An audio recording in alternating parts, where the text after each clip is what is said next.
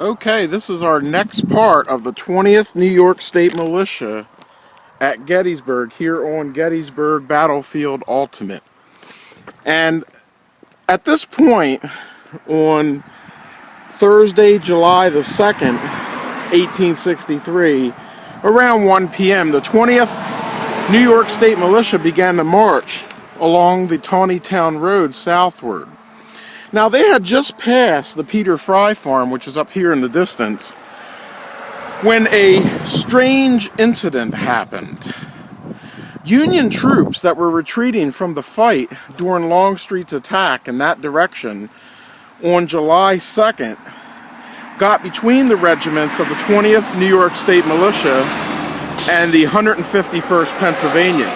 Now, instead of following Raleigh, Colonel Theodore Burr Gates, who was in command of the 20th and 151st Pennsylvania at the time, marched his men by the right file along a narrow dirt road. And we're going to follow that route of march here today. He marched them along a narrow dirt road just south of the Peter Fry farm, which you can see over there in the distance, and just north of the Jacob Hummelbaugh farm, which you can see to our left. So they made a right off of the Taneytown Road by file right and began to march in this direction toward Cemetery Ridge, which you can see the monument in front of us, which would affix itself at the top of Cemetery Ridge. This direction, which now takes them to Cemetery Ridge, right to the crest of the ridge. And there, they found themselves now lost and separated. And we're going to go ahead for a few moments and just walk up here to Cemetery Ridge, and I'll let the camera do the work.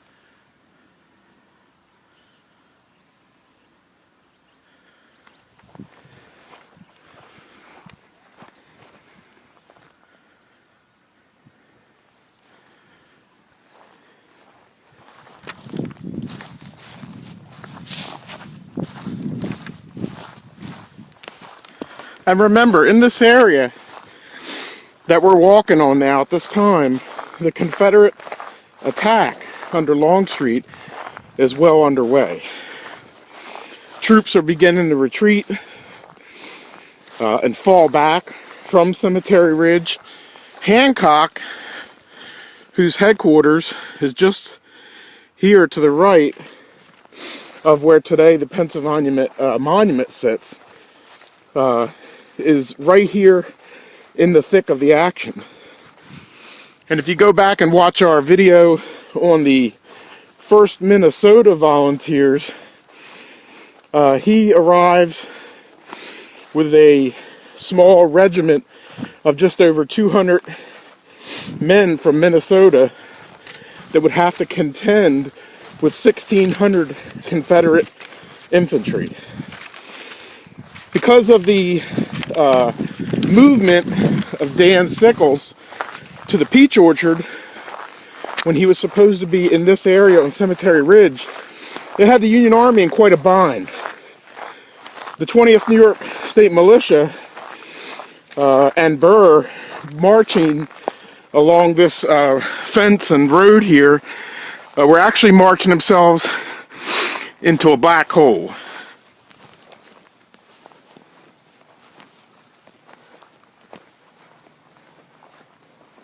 And we will pick this up on our next part of the 20th New York State Militia at Gettysburg on Gettysburg Battlefield Ultimate. Okay, this is our next part in our ongoing series called the 20th New York State Militia at Gettysburg here on Gettysburg Battlefield Ultimate. And we're still marching or walking here along this dirt pathway along this fence line. We came from the Taneytown Road and we're just about to reach the crest of Cemetery Ridge. The fighting that would take place here on July 2nd and July 3rd of 1863 was very, very deadly. Fences, as you see, such as this one here with these 16-foot long fence posts. After the Battle of Gettysburg, one of the railings from a fence post just over there on the Emmitsburg Road was found on the ground, and it contained 863 bullet holes. So if you can imagine a fence rail 16 feet long with 863 bullet holes in it, you can see the type of fighting that took place on this field July 2nd and July 3rd of 1863.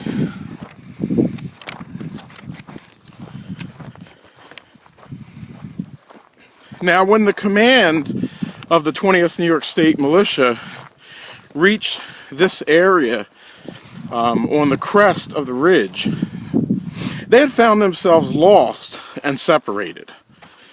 Now, at the time, Burr realized that the regiment was lost and separated. They were away from Raleigh, and they had marched by the right file into this area.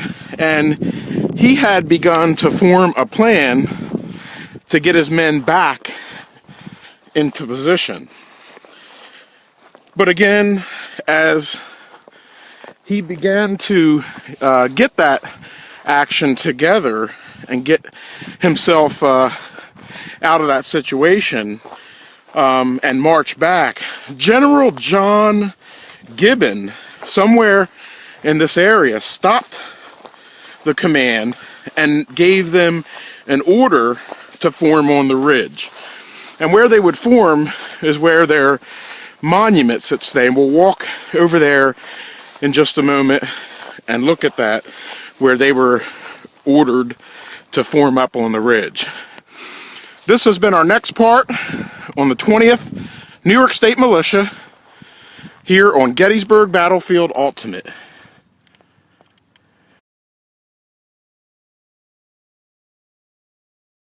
Okay, this is the next part of the 20th New York State Militia here on Gettysburg Battlefield Ultimate. And John Gibbon had given an order for the command to form along the ridge. Of course, during this action, John Gibbon would be wounded and taken from the field and turn over his command. This tree, this walnut tree, right here, was where the 20th New York State Militia was formed on the ridge. And this is actually one of the few witness trees still alive that are actually part of the National Park Service, the Gettysburg National Military Park. It is a walnut tree, and it does have some dead branches on it, but it still blooms every year, and it's probably one of the witness trees here on the battlefield that most people don't know about. This witness tree is about 160 years old. Again, it is a walnut tree right here on Cemetery Ridge, and if you want to find this walnut tree today where I'm standing, if I pan off to my left, you can see the Pennsylvania Monument. And then as I pan off to the right here in the distance, right in the middle of the camera is the copse of trees. Now the 20th New York State Militia and this quasi-brigade occupied a new and unexpected position about 300 yards from a small clump of trees, which you can see there in the center of the camera. Their left was anchored near a black walnut tree.